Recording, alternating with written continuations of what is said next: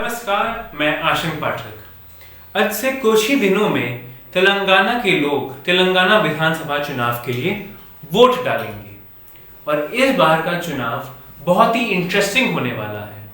वो इसलिए क्योंकि आमतौर पर अगर विधानसभा में एक स्ट्रॉन्ग मुख्यमंत्री चेहरा हो तो वहां पे वो पार्टी हैट्रिक कर ले, 4 बार जीत जाए, 5 बार जीत जाए, बड़ी बात नहीं होती है।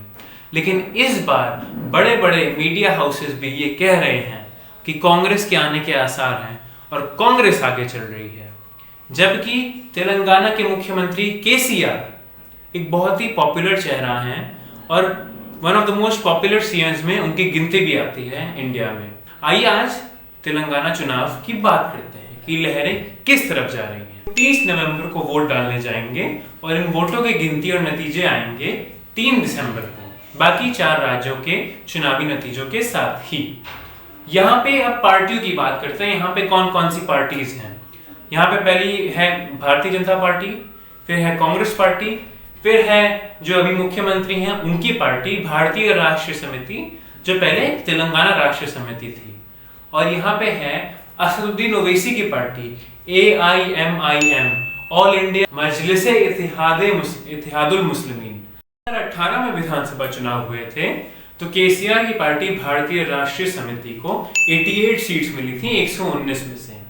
कांग्रेस पार्टी को 19 सीटें मिली थी, टीडीपी को 2, भाजपा को 1। अब यहाँ पे इस समय सबसे डोमिनेंट पार्टी जो है भारतीय राष्ट्रीय समिति ही है और लोग अभी भी कह रहे हैं कि केसीआर के पास अपर हैंड है आज भी। लेकिन ये समझिए कि यहाँ की स्थिति क्या है। आज की तेलंगाना की जनता केसीआर के लिए इसलिए वोट नहीं करने वाली है कि केसीआर ने तेलंगाना बनवाने में मेहनत की थी और उसके मूवमेंट के वो सामने थे, या फिर तेलंगाना राष्ट्र समिति ने तेलंगाना का जो मूवमेंट था उसके लिए खड़ी हुई थी इसलिए। बल्कि पिछले 10 साल में जो केसीआर की सरकार ने उन्हें लाभ दिए हैं, जो लाभ नहीं दिए हैं, उसके बलबूते पे वो वोट देंगे, उसके बलबूते वोट नहीं देंगे। ये है आज की तेलंगाना पॉलिटिक्स का सिचुएशन। तो केसीआर की तेलंगाना फॉर्मर इमेज यहाँ पे उतनी काम नहीं करती। दूसरी बात, तेलंगाना में भारतीय जनता पार्टी बहुत कमजोर है, बहुत कमजोर, नेग्लिजिबल मान लीजिए। यहाँ पे भारतीय जनता पार्टी के बड़े नेता हैं बंदी संजय, कांग्रेस पार्टी के बड़े नेता हैं रेवंत रेड्डी, केसीआर है भारतीय राष्ट्र समिति के, और असदुद्दीन ओवैसी तो आप जानते ही हैं कि AIMIM के सबसे टॉलेस्ट लीडर में है ऑल ओवर इंडिया में। अब हम लोग बात करते हैं कि क्या हुआ जब बीजेपी कमजोर हुई। तो जितना भी एंटी केसीआर वोट है वो भारतीय जनता पार्टी से कांग्रेस पार्टी को शिफ्ट हो गया। हमें यहाँ पे ये भी याद रखना होगा कि जब तेलंगाना ढंग से नहीं बना था, जब वो आंध्रा का पार्ट था, यूनाइटेड आंध्रा जो था, उसको बहुत लंबे समय तक कांग्रेस पार्टी ही रूल करती थी, जब वहां पे YSR जिंदा थे और वो कांग्रेस पार्टी के हिस्सा थे। अब YSR के बेटे जगन मोहन ने अपनी दूसरी पार्टी बना ली है, YSR कांग्रेस पार्टी करके, वो आंध्र प्रदेश में रूल कर रहे हैं।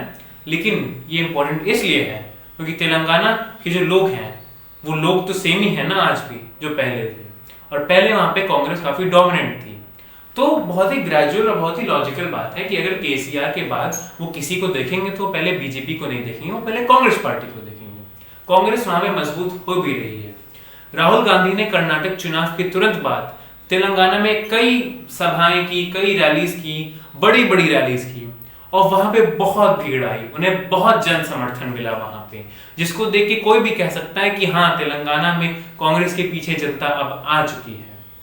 अभी भी लोग कह रहे हैं कि शायद केसीआर नहीं हारेंगे, लेकिन मेरा पर्सनल मानना यह है स्थिति को देखते हुए कि इस बार तेलंगाना में भी कांग्रेस पार्टी आने वाली है और विधानसभा जीतने वाली है।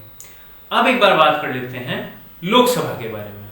2019 के लोकसभा में जब 17 सीटें जो तेलंगाना देता है लोकसभा को, उसका रिजल्ट आया तो पता चला कि 17 में से 9 सीटें केसीआर की पार्टी भारतीय राष्ट्र समिति को मिली हैं, 4 सीटें भाजपा को, 3 सीटें कांग्रेस को और 1 सीट असदुद्दीन ओवैसी की AIMIM को। और वो मेरे ख्याल से असदुद्दीन ओवैसी की खुद की सीट ही थी जिसे वो जीती, क्योंकि इनर हैदराबाद एरिया में असदुद्दीन ओवैसी की पार्टी काफी स्ट्रांग है। तो ये था लोकसभा ब्रेकअप। जैसा कि आप देख सकते हैं, तेलंगाना लोकसभा एक ऐसी जगह नहीं है जहां पे बीजेपी चाहे विधानसभा में भले ही हार जाए लेकिन लोकसभा में स्वीप कर ले, कर्नाटक की तरह। कर्नाटक चुनाव के समय कांग्रेस पार्टी ने बहुत सारे प्रोमिसेस किए थे कि हम इन 5 वादों को, इन 7 वादों को, इतने n नंबर ऑफ वादों को पूरा कर देंगे पहले दिन ही शासन में आने के बाद। कांग्रेस पार्टी ने ऐसे वादों का ऐलान तेलंगाना विधानसभा में भी कर दिया है। मैं आपको वो वादे पढ़ के बता देता हूँ। सबसे पहले 200 यूनिट बिजली फ्री, 500 रुपए की सब्सिडी सिलेंडर पे, 2500 कैश फॉर्म में औरतों को मिलेगा, और औरतों के लिए स्टेट बसेस में फ्री ट्रैवल बिना टिकट के, जैसे कर्नाटक में हो रहा है इस समय, उसी प्रकार कुछ। और जिनके पास घर नहीं है उनके लिए सरकार की योजना के अंतर्गत 5 लाख रुपया मिलेगा हाउस कंस्ट्रक्शन के लिए। जैसा कि आप देख सकते हैं, ये सारी वेलफेयर स्कीम्स पुअर लोगों के लिए है, पॉवर्टी रिडन लोगों के लिए है, उन्हें खुश रखने के लिए है। और ये उसी प्रकार है कि जैसे कर्नाटक में कांग्रेस ने वादा किया था, कर्नाटक में कांग्रेस पे काम कर रही है कि वेलफेयर स्टेट के वादे करो, चुनाव को लोकलाइज करो और लोग हम पे भरोसा करेंगे। कर्नाटक में ये काम किया, लेकिन तेलंगाना जहां पे केसीआर जैसा स्ट्रॉन्ग चेहरा है लड़ने के लिए स्टेट लेवल पे, वहां पे कितना काम करेगा ये?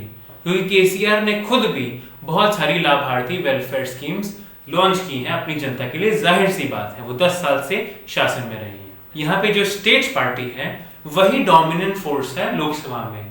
तो क्या इसका मतलब ये है कि अगर कांग्रेस तेलंगाना में जीत जाती है तो 2024 के लोकसभा में जो सीटें बीआरएस जीतती आई है वो सीटें कांग्रेस को चली जाएंगी? क्या मैथमेटिक्स इस तरीके से लोकसभा में बदल सकती है? मेरे ख्याल से हाँ, बदल सकती हैं। क्या पता तेलंगाना के लोग इतने जोश में आ जाएं एंटी केएसआर वोट को लेके कि वो एंटी बीजेपी वोट और एंटी केएसआर वोट जब कंबाइन हो तो वो कांग्रेस को लोकसभा में भी एडवांटेज देते हैं और कांग्रेस सबसे ज्यादा सीट पाए लोकसभा में। दिस इज अ पॉसिबिलिटी जो हो सकता है मेरे हिसाब से। देन अगेन, मैं कोई राजनीतिक विशेषज्ञ नहीं हूं, और जो राजनीतिक विशेषज्ञ होते हैं वो भी कोई भी बात बहुत सर्टेनिटी के साथ नहीं कह सकते हैं, क्योंकि ये राजनीति है और ये भारतीय राजनीति है। इसके बारे में कोई कुछ नहीं कह सकता कब क्या हो जाए। लेकिन मेरा मानना ये है कि इस बार तेलंगाना में कांग्रेस जीत रही है और इससे तेलंगाना में कांग्रेस को लोकसभा सीटों में भी फायदा होगा।